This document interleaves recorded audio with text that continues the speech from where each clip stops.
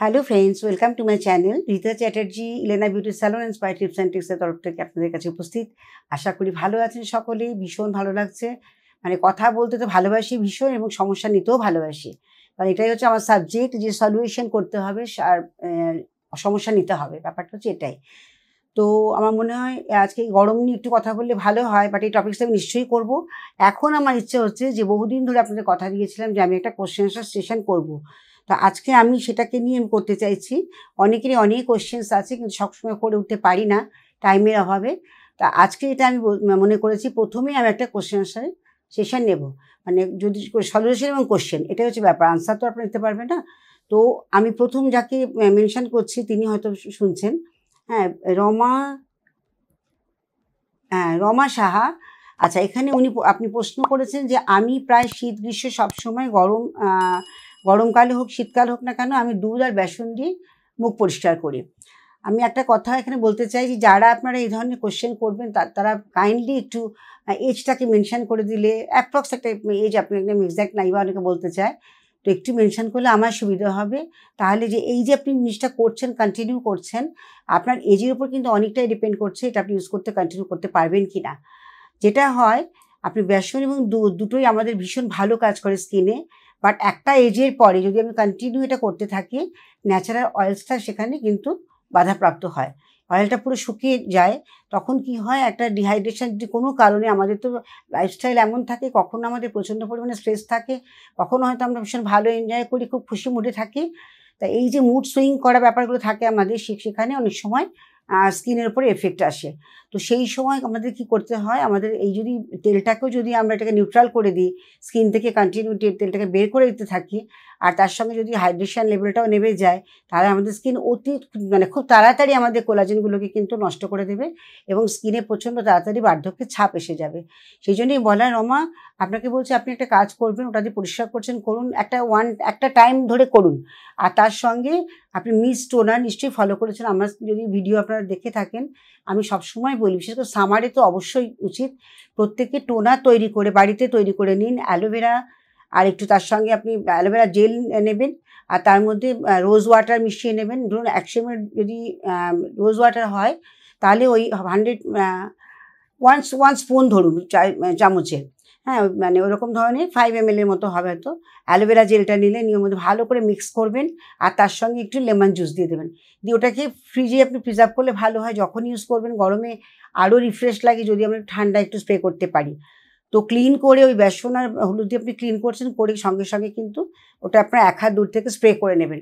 তাহলে কি হবে, পিএইচ ব্যালেন্সটা আপনার ঠিক থাকবে, স্কিনে কোনো ক্ষতি হবে না। আর এটা আপনি যদি বয়স আপনার অ্যাবাভ 30 হয়ে থাকে, তাহলে আপনি এটা কন্টিনিউ আর করবেন না, কারণ একটা এজের পরে আমাদের কিন্তু সিবাম সিক্রেশনটা কমে যায়। আপনার স্কিন হয়তো নিচ্ছে, এটা ভালো, আপনার ফেয়ার লাগছে, যেহেতু হলুদটা ভীষণ লাইটনিংয়ের কাজ করে, যার জন্য আপনার ভালো লেগেছে বলেই আপনি ইউজ করছেন কন্টিনিউ। বাট একটা আপনার রেজাল্ট যখন আপনার 35-40 হবে, তখন আপনার স্কিন কিন্তু খুব তাড়াতাড়ি রিঙ্কলস এসে যাবে, তখন বার্ধক্যের ছাপ পড়ে যাবে। সেই জন্যই বলা যে একটু যে বয়সটা মেনশন করে দেন, তাহলে আমার সুবিধা হবে আমি ক্লিয়ার করতে। কেমন? তা মিস্টটা কিন্তু সকলে তৈরি, মানে মিস্ট বলতে আমি টোনার বলছি, লিকুইড টোনার স্প্রে ফর্মে। ওটা জাস্ট হাতে ঢেলে থুপে থুপে লাগানো না, জাস্ট স্প্রে ফর্মে তৈরি করে নেবেন একটা স্প্রে বটলের মধ্যে। সেটাকে 1 হাত দূর থেকে খুব ভালো করে চোখ বন্ধ করে স্প্রে করবেন, করে ওটাকে হালকা করে বসিয়ে নেবেন। এটা করলে কিন্তু দুর্দান্ত কাজ হবে, এবং স্কিনের পিএইচটা ঠিক থাকবে, আর কোনো রকম সমস্যা আসবে না। কেমন? আমার মনে হয় আমি ক্লিয়ার করতে পারলাম এটা। আমি নেক্সট কোশ্চেন বলছি। এখানে ভালো লাগছে শুনে যে ভালো আপনাদের লাগছে আমার ভিডিও, আপনারাই মানে আমাকে সহায়তা করছেন সব ব্যাপারে, আমি আপনাদের সঙ্গে সবসময় আছি।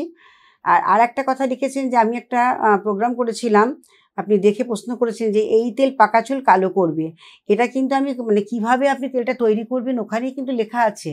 আর যদি মনে করেন না তেল তৈরি করা পসিবল না, আমাকে রেডিমেড পেতে হবে, তাহলে অবশ্যই বলবো আপনি আমাকে, এখানে হচ্ছে হ্যাঁ, নবীন চৌধুরী, আই থিঙ্ক নবীন চৌধুরী, আপনাকে বলছি আপনার এই তেলটা যদি প্রয়োজন হয় আপনি অনলাইন পারচেস করতে পারেন, আমার সঙ্গে ফোনে কন্ট্যাক্ট করে নেবেন। আমার নাম্বার তো স্ক্রলে যাচ্ছে, তাও আমি বলে দিচ্ছি, 9831127924, 9831127924। এই নাম্বারে কল করে আপনি তেলটাকে কীভাবে, কোথা থেকে কালেক্ট করবেন, অনলাইন করবেন, কোথায় আপনি থাকেন সেটা আমি সঠিক জানি না, তো দূরে থাকলেও সেটা অনলাইনে তো অসুবিধা হয় না, সেটা আমি আপনাকে পাঠাতে পারবো। তা এটা আপনি করতে পারেন। আর যদি মনে করেন নিজে তৈরি করে নেবেন, তাহলে তো আমি আমার ভিডিওটি আপনি ফলো করলেই দেখতে পাবেন, ওখানে আমি মেনশন করে দিয়েছি যে কীভাবে তেলটা তৈরি করতে হবে। আশা করি দুজনের কথা আমি ক্লিয়ার করতে পারলাম। নেক্সট কোয়েশ্চেন হচ্ছে, এক সেকেন্ড,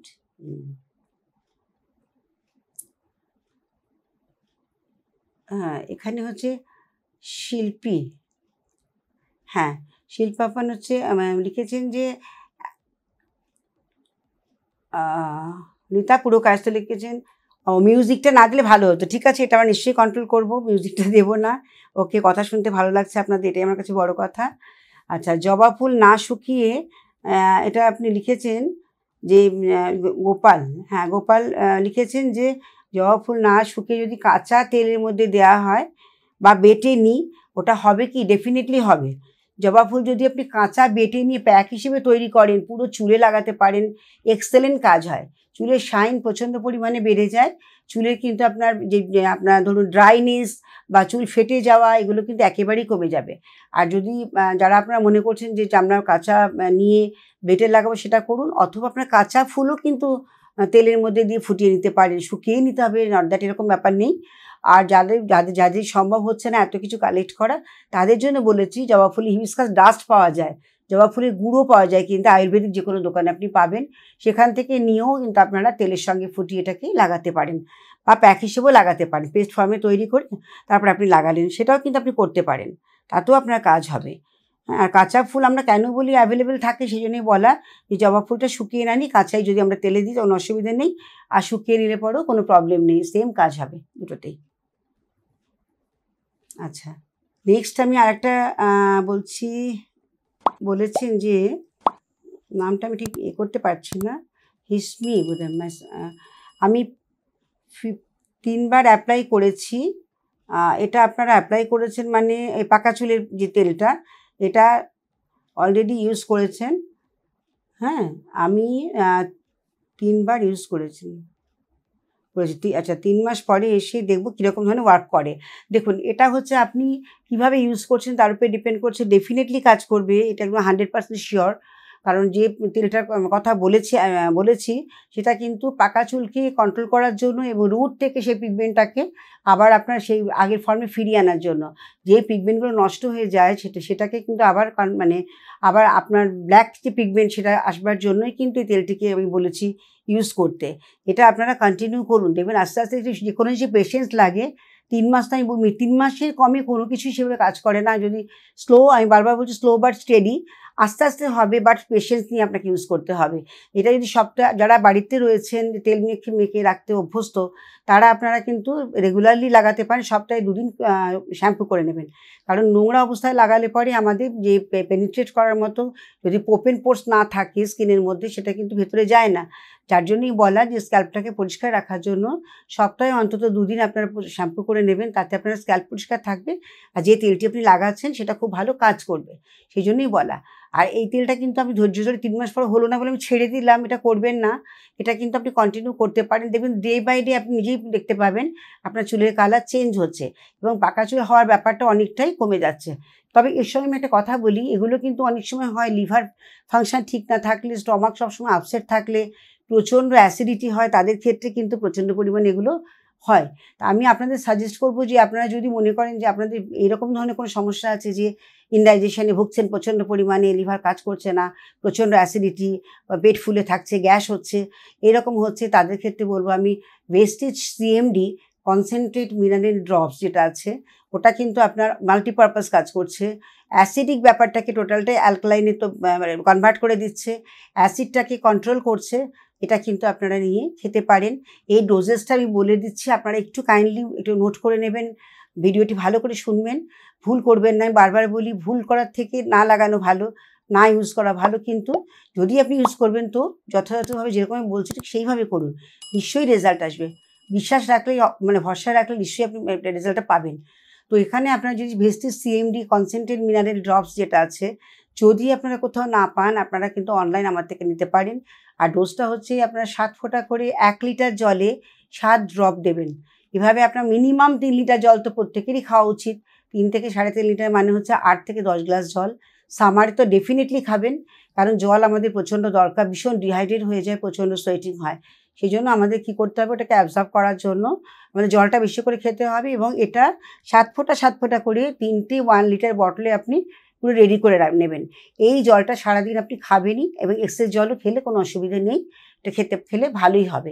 এতে আপনার শরীরে যত ধরনের প্রবলেম আছে, সেগুলো অ্যাসিডিটি বলুন বা আদার্স যে কোনো প্রবলেম হোক না কেন, যেগুলো আমাদের গাটকে রক্ষা করে, আমাদের স্টমাককে ঠিক রাখে, সেটাকে, আর স্টমাক ঠিক থাকা মানে আমাদের ফুল বডি কিন্তু একটা অ্যাক্টিভ এবং সুস্থ থাকে।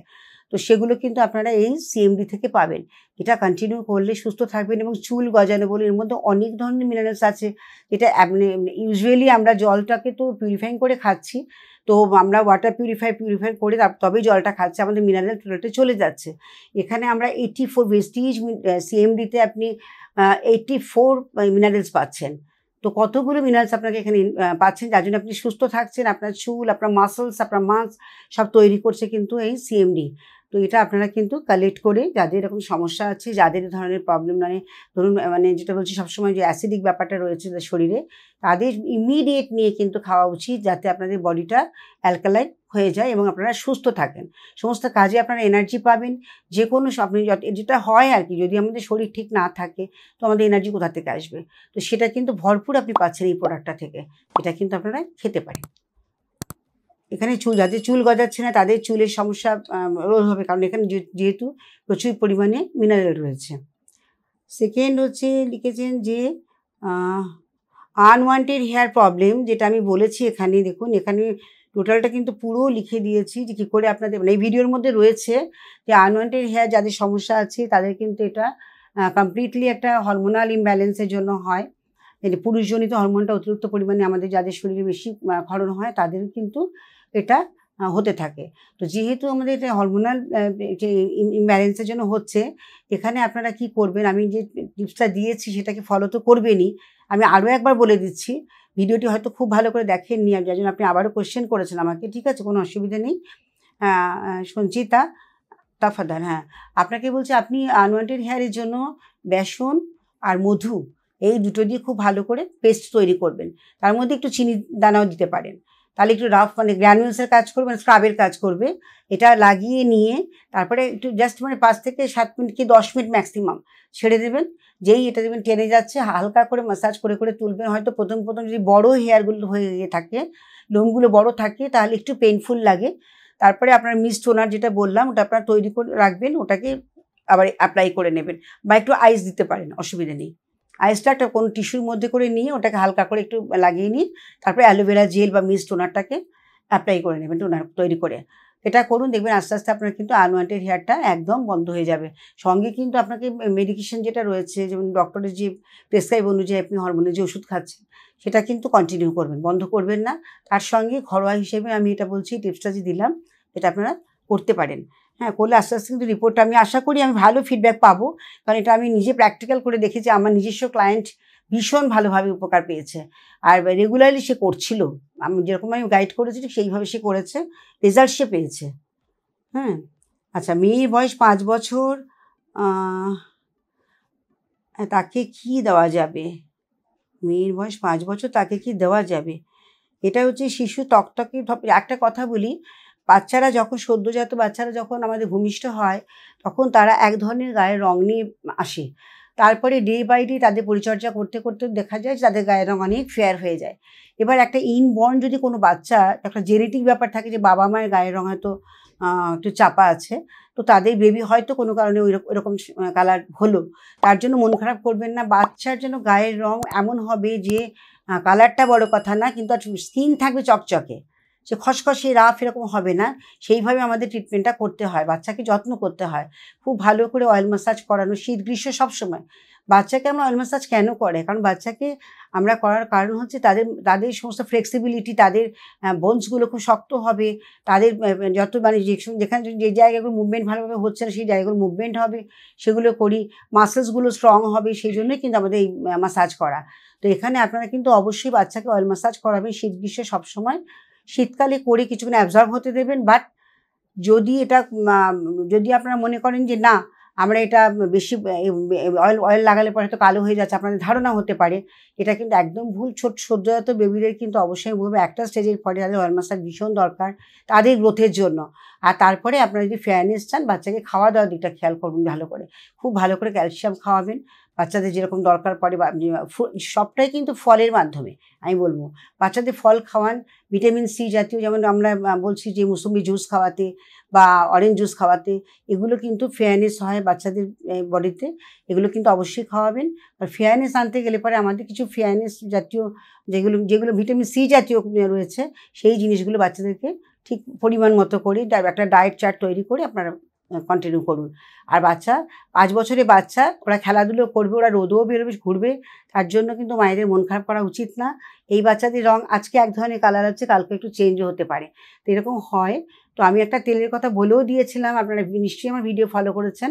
সেখানে কিন্তু আমি বলেছিলাম যে মাস্টার্ড অয়েল যদি ভালো হয়, মানে সর্ষের তেল, সেটা অথবা অলিভ অয়েল যদি ভালো পান, সেখানে আপনারা কিন্তু জোয়ান, কাঁচা হলুদ থেতো করে তার মধ্যে দিয়ে, আপনারা তার মধ্যে মেথি একটু দেবেন, দিয়ে খুব ভালো করে ওটাকে ফোটাবেন, ফুটিয়ে সেটাকে ছেঁকে রেখে দেবেন। তুলসী পাতাও দেবেন, তুলসী পাতা, মেথি, জোয়ান আর আপনার সর্ষের তেল দিয়ে বা অলিভ অয়েল দিয়ে ফুটিয়ে সেই জলটাকে, এই তেলটাকে ভালো করে ছেঁকে রেখে দেবেন বটলে করে। ওটাকে আপনার বাচ্চাকে মাঝে মাঝেই কিন্তু অ্যাপ্লাই করাবেন, ঠিক আছে? তাতে কিন্তু ভালো হবে অবশ্যই আপনাদের। তো বাচ্চা কিন্তু আস্তে আস্তে গায়ের রং ফিরে যাবে। আর কাঁচা হলুদ কিন্তু দিলে পরে, যদি কাঁচা হলুদ হয়তো না থাকে, সিজন অনেক সময় হয় না, তখন আপনারা কিন্তু মানে যেগুলো কিনবা বাজার চলতি যে হলুদ পাওয়া যায়, সেই হলুদও আপনারা দিতে পারেন, তাতে অসুবিধা নেই। ভালো করে ফুটিয়ে ছেঁকে রেখে দেবেন, সেই তেলটাকে মাসাজ করাবেন। বাচ্চাদের গায়ের রং ফর্সা হওয়া, আমি বারবার একটা কথা বলি যে সুস্থ বাচ্চা, সুন্দর বাচ্চা আমরা চাই যে হেলদি হবে, যে এনার্জেটিক হবে। গায়ের রংটা আমাদের কাছে বড় কথা না, কিন্তু বাচ্চার গায়ের রং যেমন রংটা না, কিন্তু চকচকে হবে, হেলদি হবে, স্কিনটা খুব শাইন থাকবে, মানে একটা সুস্থ সুন্দর একটা স্কিন বাচ্চা থাকে, সেদিকে মাকে খেয়াল করতে হবে। জল বেশি করে খাওয়াবেন, ফ্রুটস খাওয়াবেন, ভেজিটেবল খাওয়াবেন, কিন্তু ধরনের সব কিছু। আজকে মনে হয় 3-4টে মাত্র কোশ্চেন আনসার করতে পারলাম। আমি আবারও আর একটা সেশন নিশ্চয়ই করব। যাদের সমস্যা আছে আপনারা ক্লিয়ার করবেন, যেটা বললাম একটু সমস্যা হয় বয়সটা ব্যাপারটা, আর বাকিটা আমি নেক্সট ভিডিওতে আবার আপনাদের সঙ্গে ডিসকাস করব। থ্যাংক ইউ, ভালো থাকবেন। আজকের মতো শেষ করছি, আবার দেখা হচ্ছে নেক্সট ভিডিওতে। নমস্কার।